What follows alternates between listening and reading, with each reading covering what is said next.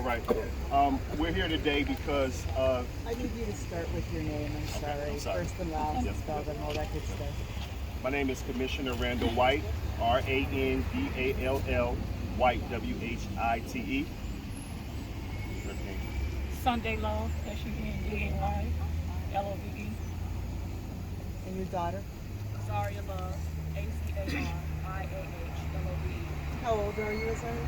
16 years old. You understand? We're here today because the community is outraged.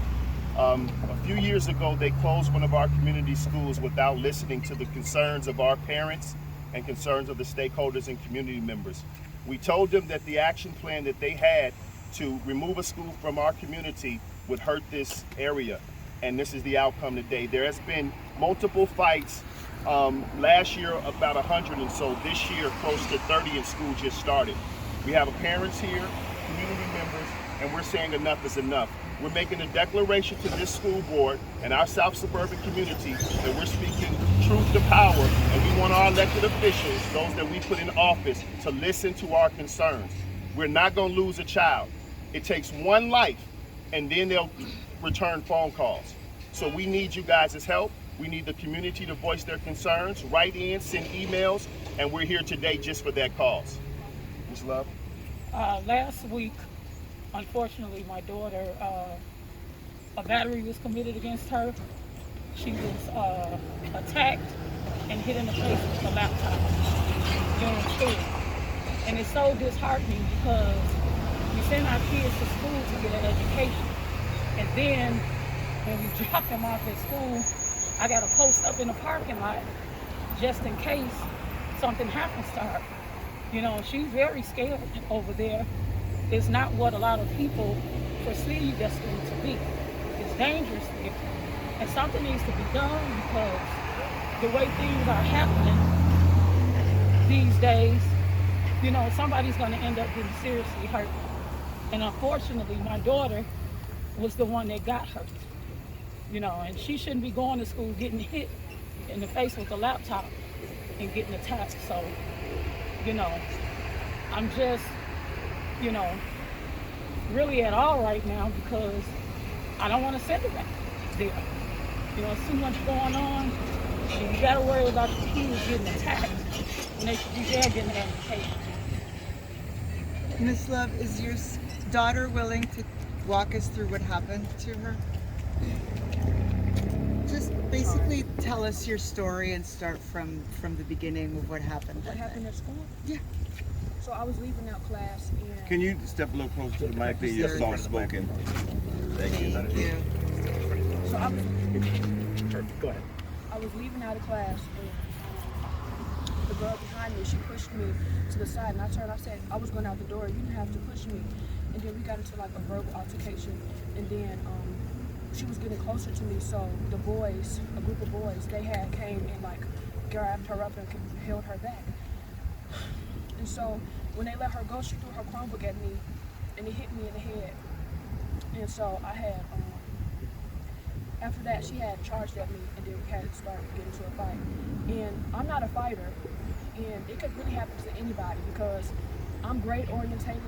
I don't start drama online. I don't do none of that. And if it can happen to me, it can happen to anybody else because I'm not the only one who's worried about good grades and a good reputation. Can I ask you, what's it been like at school in terms of fights last year and then this year? The fighting is bad. It's bad. It's always almost a fight at either one of the buildings. Why do you think that is? In your experience, what have you seen? Why are these fights starting? I don't know. I just feel like kids are getting into it with each other and it's building up to like get into fights. Do you see enough security in the hallways that, you know, is there to break up any of the fights? Huh? Do you see enough security like in the buildings, in the hallways? It's like the security is spread out real far away from each other, like in every other corner of the school or hallway. What year are you in? I'm sorry. I'm a junior. You're a junior. How often do the fights happen? Daily, every other day, weekly? Every other day, weekly. Were you in Richton East or are you, what campus? Because I know that the schools were consolidated and that's when it all started. So were you originally part of East? No, No. Rich Central. Central. Have you seen that there's been a lot of issues because of conflict between kids that were always at Central with the kids that came in from East? Yeah. Did we get a name on record, Michelle? Why do you think that is? I just feel like the administration is not taking it serious.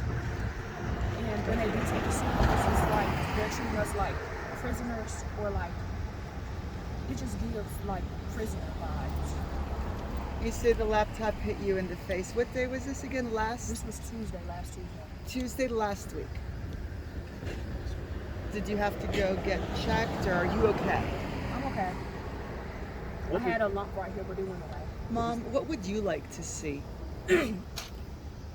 Well, first off, the reason for these issues is when they closed down Rich East, now you consolidated the gangs from one school and you put them all together, and that's a big problem. Literally, practically every other day, I'm getting videos in the middle of the day of teachers getting assaulted, security getting assaulted, administrators over there getting assaulted, and it's the gangs. It's a gang issue there.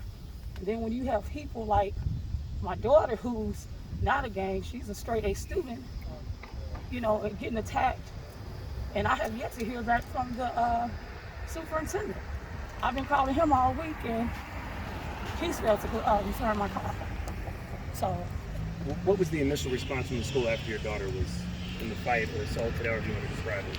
What was the initial response? Huh? What did the school say? Principal? Well, they said they were going to look into it. They did see the video. I had to file charges at the Olympia Fields Police Department, and I have not heard back from the principal yet. I reached out to the current board president. We can't hear you. I reached out to the current board president and was cussed out about my involvement and my concerns. The situation that happened on Friday, which we know is a tragedy, I could barely even look at the video. My wife cries every time that I turn it on to try to go back and watch the video. If that child would have lost their life, then what? What would we say then? Would we say that the community was right? Closing that school not only hurt our community, but it's hurting our kids. And we need change. Let's take a step back, Randall, because you addressed the incident that happened on Friday, but didn't actually talk about it. We're talking about the football game fight, Correct. right? Can you walk us through what happened? And I think, you were there as well, right? So maybe, can we get your name first of all? Shagmond Lowry, S-H-A-G-M-O-N-D, last name Lowry, L-O-W-E-R-Y.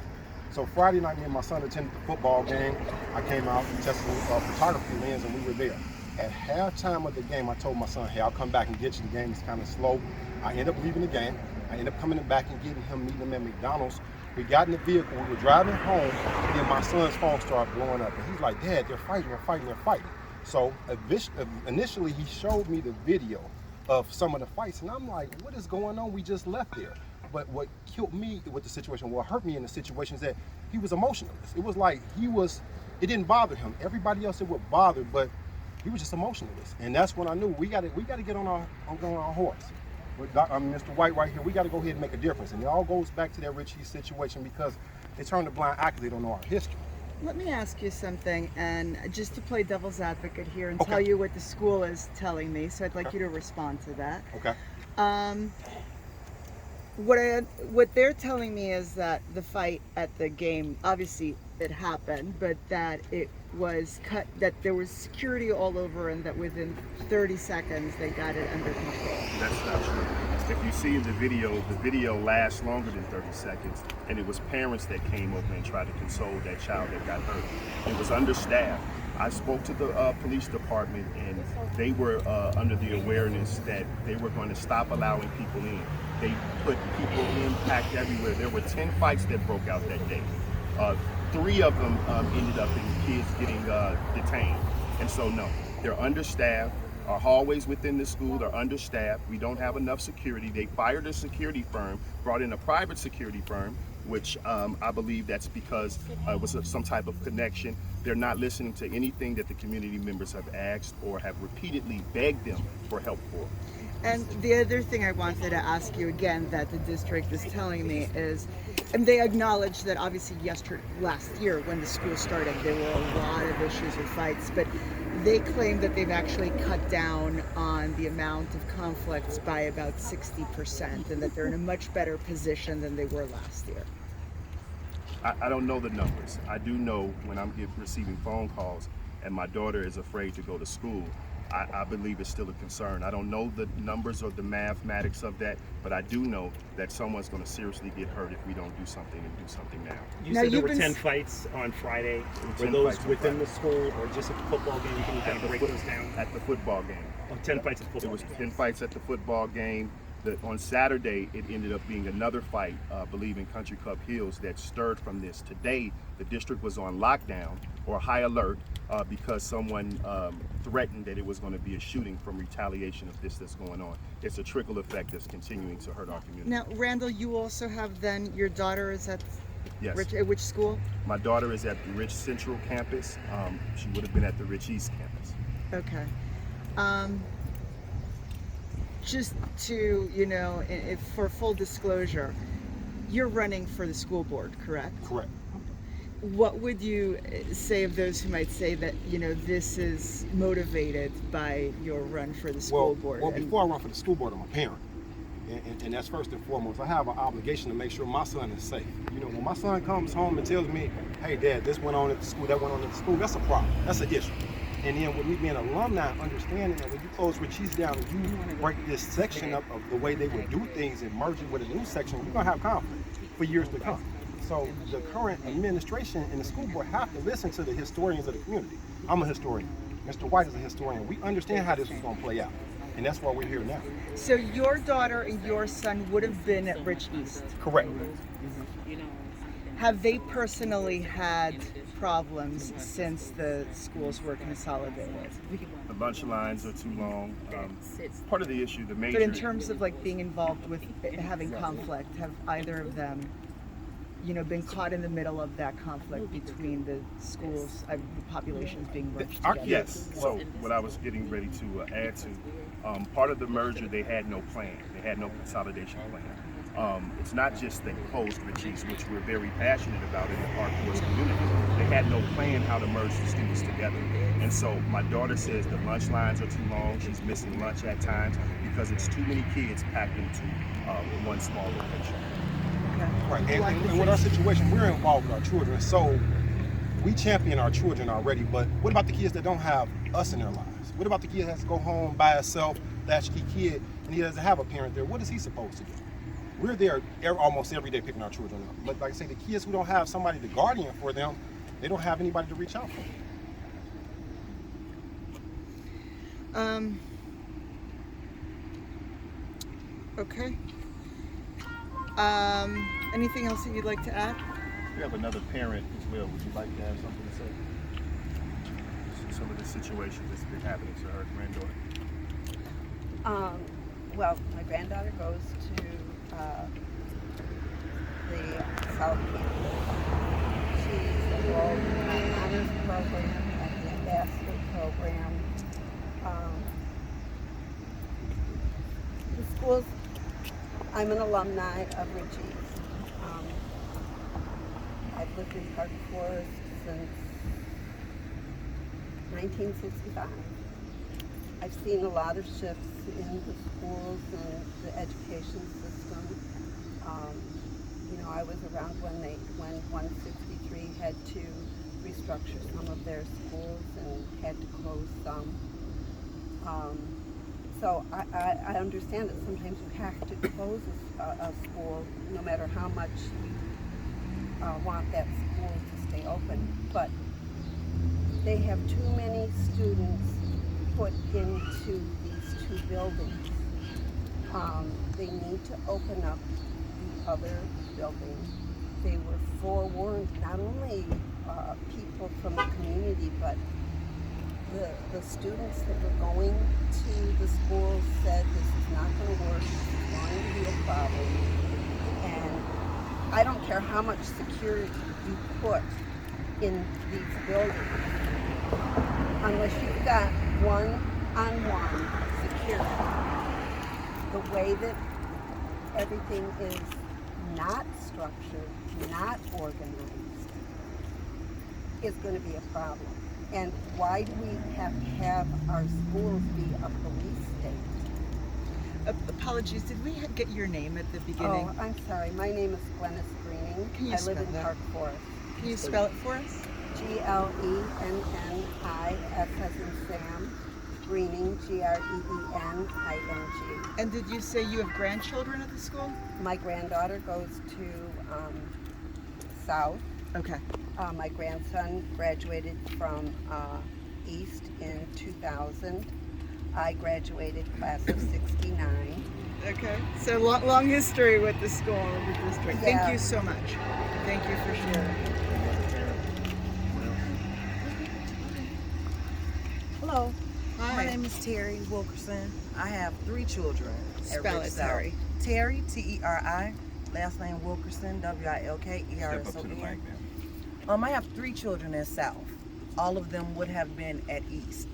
2 girls, 1 boy.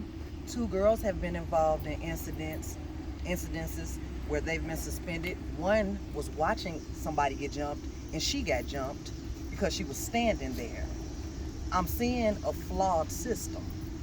It's overcrowded. It's understaffed. The security, whatever security they have in place now, are not being security guards. They're trying to be friends.